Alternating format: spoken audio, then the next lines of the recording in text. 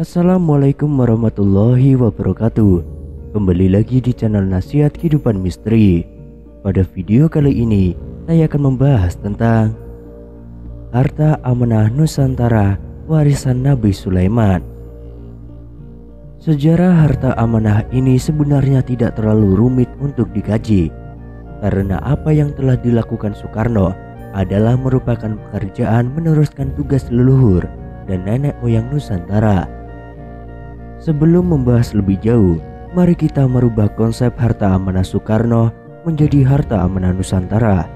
Karena Soekarno sendiri tidak pernah mengatakan bahwa aset raja-raja Nusantara ini adalah bukan atas nama beliau pribadi.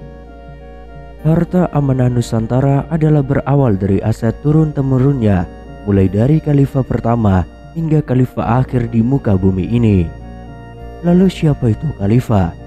Yaitu manusia yang diutus oleh Tuhan sebagai penuntun, pemimpin, dan pemberi jalan petunjuk bagi umat manusia kembali kepada Tuhan.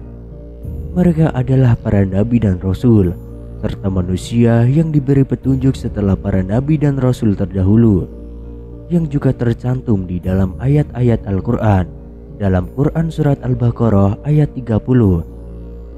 Dan ingatlah ketika Tuhanmu berfirman kepada para malaikat, "Aku hendak menjadikan khalifah di bumi." Mereka berkata, "Apakah engkau hendak menjadikan orang yang merusak dan menumpahkan darah di sana? Sedangkan kami bertasbih memujimu dan mensucikan namamu." Dia berfirman, "Sungguh, aku mengetahui apa yang tidak kamu ketahui." Saya akan membatasi perihal sejarah kenabian. Kita mulai dari masa kepemimpinan Nabi Sulaiman alaihissalam dan Ratu Bilqis. Mengapa Nabi Sulaiman dan Ratu Bilqis? Beliaulah merupakan induk dari harta amanah Nusantara ini. Harta bumi yang dititipkan Tuhan kepada makhluknya sebagai khalifah di muka bumi ini berawal dari sejarah kepemimpinan Nabi Sulaiman alaihissalam dan kekayaannya Ratu Bilqis. Apa yang menjadi bukti bahwa harta amanah Nusantara tersebut terkait dengan kekayaan Ratu Bilqis dan Raja Sulaiman? Berawal dari menyatunya kekuasaan dan kekayaan harta bumi dan harta langit dari Ratu Bilqis dengan kekuatan spiritual dan kepemimpinannya Nabi Sulaiman alaihissalam.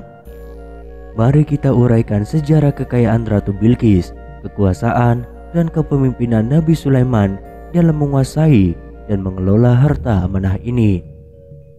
Salah satu bukti situs merupakan rasa hormat dan cinta Nabi kepada Ratu Bilqis adalah Candi Borobudur yang dipindahkan dalam satu kedipan mata atas perintah Nabi Sulaiman dalam rangka memenuhi permintaan Ratu Bilqis untuk memindahkan istana Ratu Bilqis.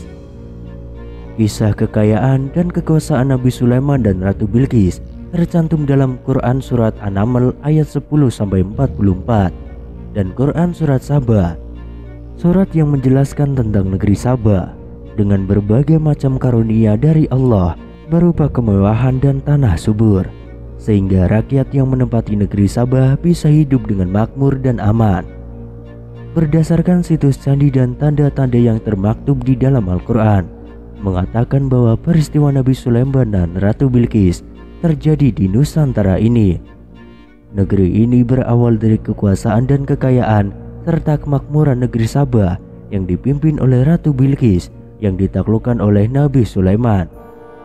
Harta amanah Nusantara dipengaruhi oleh dua kepemimpinan besar dan berpengaruh, yaitu kepemimpinan Ratu Bilqis dan Baginda Raja Sulaiman. Ratu Bilqis memiliki kekayaan dan kekuasaan yang tiada tara. Kekayaannya dan kemakmuran yang dipimpin Ratu Bilqis membuat Ratu Bilqis menjadi pemimpin yang sombong di negeri Sabah yang makmur dan subur. Dengan kemampuan dan kepemimpinan serta kewibawaan Raja Sulaiman atas anugerah Tuhan, maka Raja Sulaiman dapat menaklukkan kekuatan dan kekuasaan Ratu Bilqis hingga dari menyembah matahari menuju ketundukan penyerahan diri kepada ajaran Tuhan. Pada akhirnya menikahlah Raja Sulaiman dan Ratu Bilqis, kemudian menjadikan dua kekuatan ini menjadi kekuatan dan penyatuan harta kekayaan dan kemakmuran negeri Nusantara.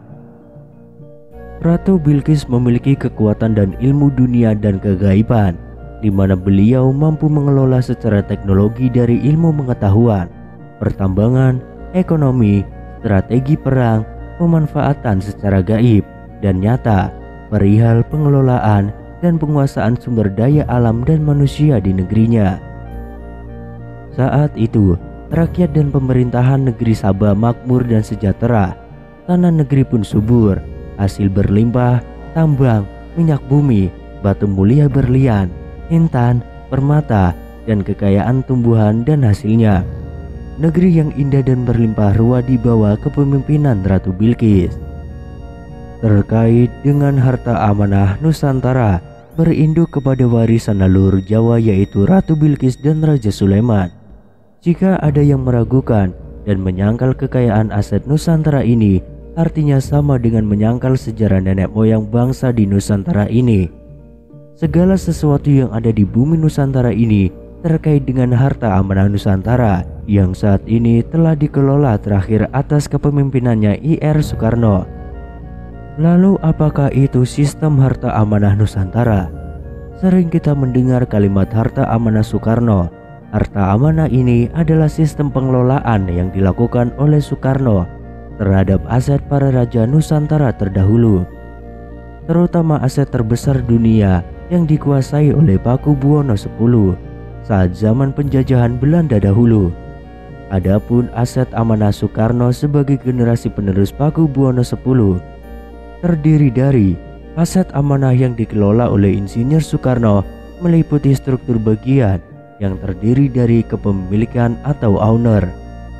Kepemilikan atas aset amanah Nusantara dimiliki tunggal oleh atas nama bangsa Indonesia yang diwakilkan oleh Wali Tuhan yang merupakan penerus dari generasi Nabi Sulaiman. Pemilik atau owner tidak memegang tapi menguasai surat, barang, dan saham dari aset amanah, tapi tidak memiliki kewenangan khusus sebagai pemilik. Dalam pengelolaan aset amanah Nusantara ini, yang memiliki kewenangan pengoperasian sistem dan penggerakan aset adalah pemilik atau owner itu sendiri. Kemudian pemegang amanah atau holder adalah orang, teman, atau kolega dari Soekarno.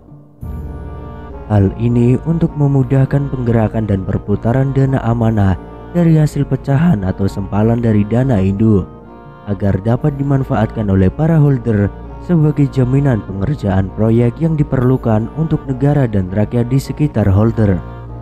Namun tidak banyak dari para holder atau pemegang amanah paham manfaat dan kegunaan dari apa yang telah dia pegang dan amanatkan.